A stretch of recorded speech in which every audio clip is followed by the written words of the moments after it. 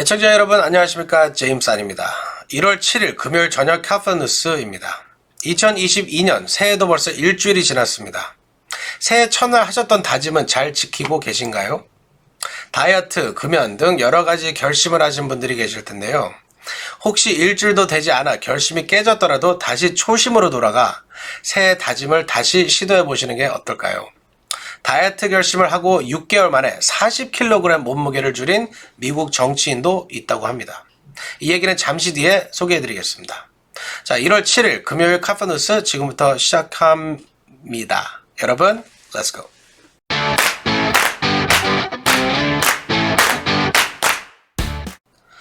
네, LA 하루 확진자 수가 무섭게 증가하고 있습니다. 어제 잠깐 전해드렸지만 최종 집계 결과 37,000명이 넘었습니다. 팬데믹 이후 최고치입니다. 제니박 기자가 보도합니다. LA 카운티 하루 신규 확진자가 팬데믹 이후 처음으로 37,000명을 넘어서면서 기록을 세웠습니다. 보건당국은 2월에는 상황이 나아질 것을 기대하고 있었지만 쉽사리 확진자가 증가세가 잡히지 않고 있어 대책 마련에 부심하고 있습니다. LA 카운티 보건국은 6일 하루 신규 확진자가 37,215명으로 집계돼 전염병이 시작된 이후 가장 높은 1일 수준에 도달했다고 밝혔습니다. 특히 예방접종을 받지 않은 사람들 사이에서는 휴일 모임 중 긴밀한 접종을 전염성이 높은 오미크론 변이의 확산에 기여한 것으로 당국은 추정하고 있습니다. 새로운 사례가 많이 발생하면서 입원도 증가했습니다. 이날 현재 COVID-19에 감염된 환자는 2,661명이 병원에 입원한 상태입니다. 입원 환자는 지난 겨울 정전 때만큼은 아니지만 계속 증가하고 있습니다. 보건당국자들은 많은 환자들이 병원에 와서야 COVID-19 감염 사실을 알게 된다고 말하고 있습니다. 실제로 COVID-19 양성 환자의 절반 이상이 다른 질병의 치료를 위해 병원에 입원했다가 감염 사실이 통보받고 있습니다. 신규 확진 급증으로 테스트를 받으려는 사람들이 늘면서 코비드 테스트를 위해 줄을 서서 몇 시간 동안 기다려야 하는 상황이 계속되고 있습니다. UC 데이비스, UC Irvine, UC 산타 크루즈 및 UC 샌디에이고를 포함한 여러 UC 학교는 확산을 늦추기 위해 개강일을 1월 31일로 연기했습니다. 보건 전문가들은 백신을 맞고 추가 접종을 한 사람들은 백신을 접종하지 않는 사람들보다는 감염될 확률이 거의 4배, 입원 확률이 38배로 낮다며 백신 접종을 촉구하고 있습니다.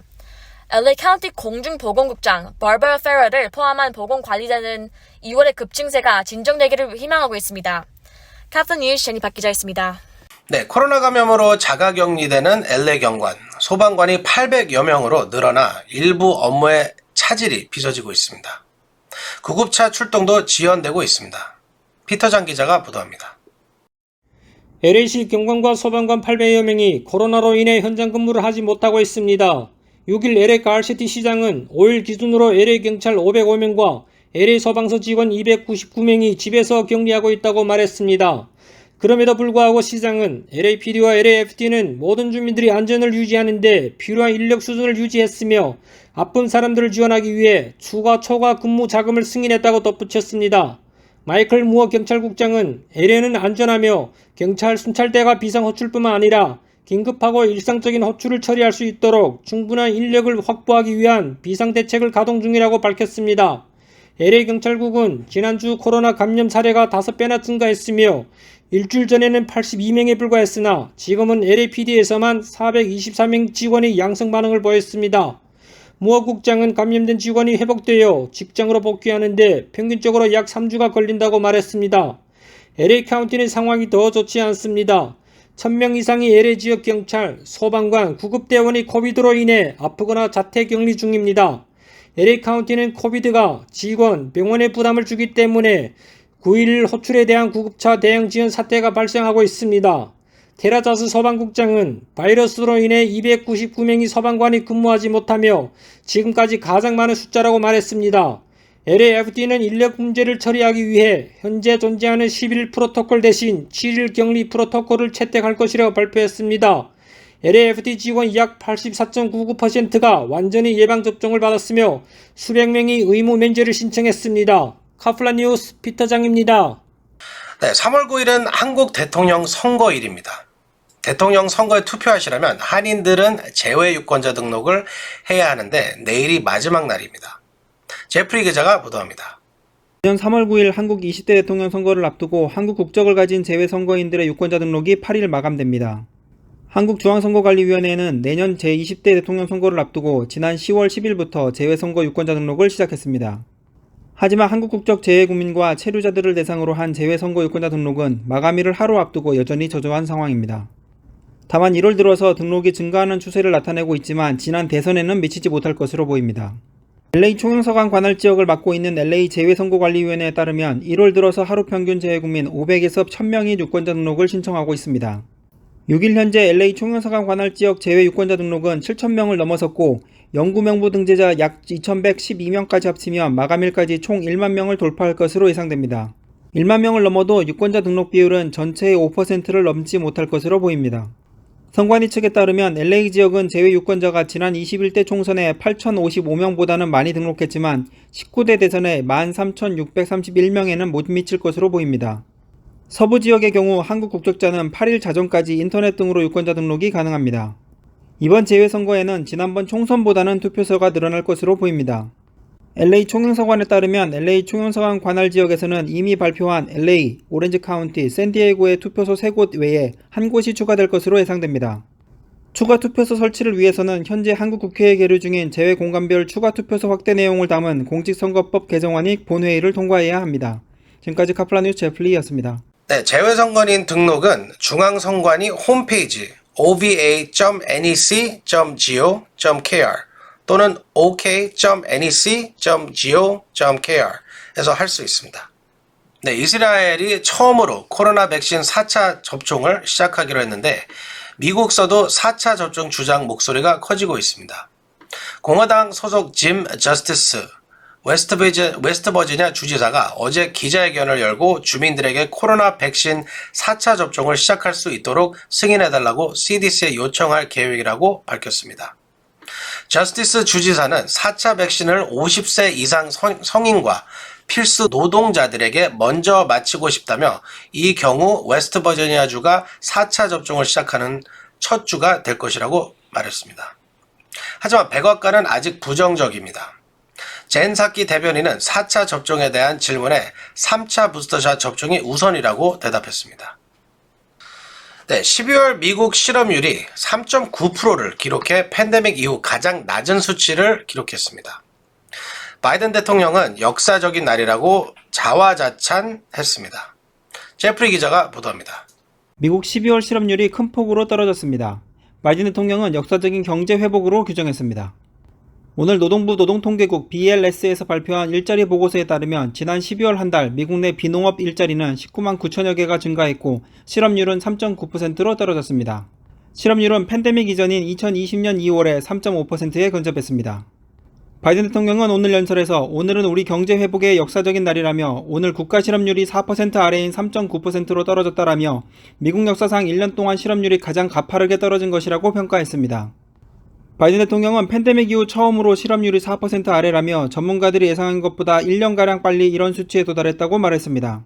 이어 바이든 대통령은 미국이 일터로 돌아가고 있으며 임금도 호텔, 요식업, 여행업계 등에서 역사적으로 오르는 상황이라고 강조했습니다. 최근 조명된 대규모 자발퇴직 현상에 관해서는 미국이 더 나은 급여와 처우로 더 나은 직업을 향해 가고 있다라며 그게 사람들이 일을 그만두는 이유라고 말했습니다. 노동자가 떠나는 것이 일을 거부하는 게 아니다라는 것입니다. 바이든 대통령은 노동자들이 한 발짝 나아갈 수 있다는 것이라며 임금이 오르고 직업의 기회가 늘고 해고는 수십 년 이래 최저 수준으로 떨어졌다고 말했습니다. 지금까지 카플라 뉴스 제플리였습니다.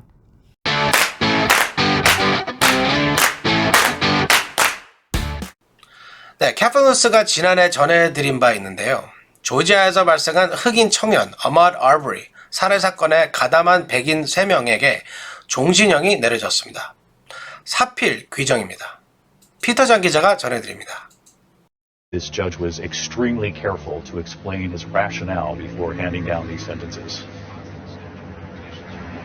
He was. It was a very powerful statement that he read from the bench. 조깅하던 흑인 청년을 쫓아가 총으로 살해한 백인 3명에게 무기징역이 선고됐습니다. 조지아주 글린 카운티 법원은 오늘 그레고리 맥마이클과 아들 트래비스, 이후 윌리엄 브라이언에게 살인 등의 혐의로 무기징역을 선고했습니다. 맥마이클 부사에게는 가석방 없는 무기징역이 선고됐습니다. 이들은 2020년 2월 조지아주 브랜즈윅 근처 스텔라시어스 지역에서 아침 조깅 중이던 25세 흑인 청년 아모드 아버리를 총으로 쏴 살해한 혐의로 지난해 11월 유죄 판결을 받았습니다. 이들은 동네에서 발생한 이딴 절도 사건에 아버리가 연루된 것으로 의심하고 추력으로 5분간 추격했으며 총은 추레비 씨가 쐈습니다. 아버리는 조깅을 하던 중으로 파악됐으며 범죄에 연루됐다는 정황은 발견되지 않았습니다. 판사는 이날 선고에 앞서 아버리가 5분간 추격당하며 느꼈을 공포를 거론하면서 1분간 말을 멈췄고 침묵이 법정을 가득 채웠다고 뉴욕타임스는 전했습니다. 무기징역이 선고되자 법정에 앉아있던 아버리의 부모는 눈물을 터뜨렸습니다. 아버리의 어머니는 이날 선고 전 법정에서 아들은 아무 말도 하지 않았고 위협하지도 않았다면서 눈물로 엄벌을 호소했습니다. 아버리의 아버지도 내 아들을 죽인 사람은 아버지 옆에 앉아있지만 내가 내 아들 옆에 앉을 기회는 식탁에서도 연휴에도 결혼식에도 없었을 것이라며 고개를 떨궜습니다. 이 사건은 발생과 재판 과정 내내 인종적 편견의 작동 가능성으로 미 전역에 관심을 받았습니다. 비무장 흑인이 무장 백인들의 총격에 목숨을 잃었으나 사건 발생 70일이 지나도록 아무도 체포되지 않은 것으로 파악되면서 공분을 사기도 했습니다. 카플란 뉴스 피터장입니다. 네, 바이든 대통령이 오는 3월 1일 이후에서 첫 국정 연설을 하기로 했습니다. 백악관은 바이든 대통령이 낸시 플로시 하원 의장의 공식 초청에 응해 오는 3월 1일 이후에서 첫 국정 연설에 나선다고 확인했습니다. 이는 역대 미국 대통령의 국정 연설 가운데 가장 늦은 것입니다. 통상 국정 연설은 1월이나 2월에 하는데 이번에는 의회 법안 처리 일정이 지연되고 오미크론이 확산되면서 일정이 밀렸습니다. 직전 국정 연설은 도널드 트럼프 전 대통령이 상원에서 첫 탄핵안이 부결되기 전날인 지난 2022년 2월 4일에 있었습니다. 당시 플로시 하원 의장이 트럼프 대통령 연설 직후 연설문을 찢어 논란이 되기도 했었습니다. 미국 대통령의 신년 국정 연설은 State of the Union 이라고 합니다. State of the Union. 기억하십시오. 네, 한인들에게 아주 친숙한 흑인 배우 시드니 포티에가 별세했습니다. 흑인 배우 중 처음으로 아카데미 남우주연상을 탄 배우가 바로 시드니 포티에입니다. 어제 94세 일기로 별세했습니다. 포티에는 흑인 배우의 존재감이 지극히 미미했던 1950에서 1960년대 할리우드에서 인종의 벽을 깬 개척자이자 선구자였습니다. 포티에의 출연작 중에는 흑백 문제를 정면으로 다룬 작품들이 많았습니다.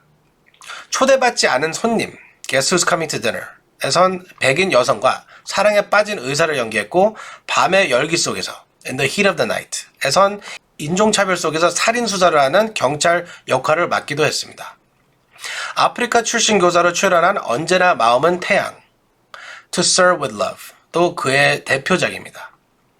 이 영화는 한인들도 많이 보신 영화입니다. 포티에는 1964년 돌판의 백합, Lilies of the Field로 흑인 배우 첫 아카데미 남우주연상 수상의 역사를 썼습니다. 네, 며칠 전 한국 여배우 김미수 씨가 안타깝게 사망했습니다. 그런데 이 소식을 어제 CNN이 메인 화면에서 바이든 대통령 연설 기사와 나란히 배치해 화제가 되고 있습니다. 이 소식은 제니박 기자가 전해드립니다. CNN 방송이 한국 배우의 사망 소식을 메인 화면에 띄우며 조명의 화제입니다. CNN 6일 한국 배우 겸 모델 김미수 29살, 한국 나이 30살로 사망했다는 제목의 기사를 냈습니다. CNN 홈페이지 메인 우측 상단에 게재됐습니다. CNN 디즈니 플러스 드라마 설강화와 넷플릭스 지옥에 출연한 한국 배우 김미수가 29살 나이로 사망했다라며 소속사는 루머와 추측과 보도를 자제해달라고 통보했습니다. 사망 원인은 알려지지 않았다고 보도했습니다. 김미수는 설강화 방송되기 시작한 지 몇 주 만에 사망했고 지옥에선 사이비 종교 세진리의 영인 자제 역을 맡았다고 CNN은 보도했습니다. 전날 뉴욕 포스트를 비롯해 영국 The Sun, 데일리 메일 등도 고인 사망 소식을 잇따라 조명했습니다. 뉴욕 포스트는 김미수는 논란이 많은 한국 드라마 설강화를 대중에게 각인했다라며 인기 그룹 블랙핑크 지수가 연기한 주인공 영로 룸메이트 역을 맡았다고 보도했습니다. The Sun 29살 나이로 갑작스럽게 세상을 떠난 김미수를 향한 팬들의 애도가 이어지고 있다고 보도했습니다. 김미수는 한국여술종합학교를 졸업했습니다. 연극 무대와 독립영화 등에서는 연기력을 쌓았습니다. 2019년 JTBC 드라마 패스트 루악 인간으로 상업 매체 연기를 시작했습니다. 2020년 Hi, Bye, Mama 영화, 그리고 영화 방법 제체 등에서 활약했습니다. 캡틴 니쉬 전이 밝혀져 있습니다. 네, 서도에 6개월 만에 41kg 체중을 줄이는데 성공한 정치인이 있다고 말씀드렸는데요. 주인공은 바로 마크 폼페오 전 국무장관입니다. 폼페오 전 장관은 어제 뉴욕 포스트와의 인터뷰에서 최근 6개월간 약 40.8kg를 뺐다고 밝혀 화제입니다. 그는 작년 6월 14일 체중계에 올라섰을 때 처음으로 136kg가 가까이 나가는 것을 보고 감량을 결심했다고 합니다. 이후 그는 거의 매일 운동하고 제대로 먹으면서 살이 빠지기 시작했다고 말했습니다. 매일 대여섯 번 30분 정도 운동을 하고 따로 트레이너나 영양사는 없었다고 합니다. 사진 한번 비교해 보시죠. 전혀 다른 사람으로 보이시죠? 새해 첫날 다이어트 결심하셨다며 폼페오 장관의 이 사진을 보시면 다시 한번 마음을 다잡아 보시기 바랍니다. 저도 마찬가지로 결심을 해야 되겠습니다. 마크 폼페오 전 장관처럼. 네, 캡틴뉴스가 오늘 준비한 소식은 여기까지입니다. 참, 오늘의 돌발 영어 퀴즈 내드립니다. 아까 말씀드렸던 미국 대통령의 신년 국적 연설을 영어로 뭐로 할까요? 댓글로 남겨주세요. 첫 5분에게 마스크 100장을 드립니다. 자, 2022년 첫 주말 즐거운 시간 되시기 바랍니다. 저는 다음 주 월요일 날 다시 찾아뵙겠습니다. 감사합니다.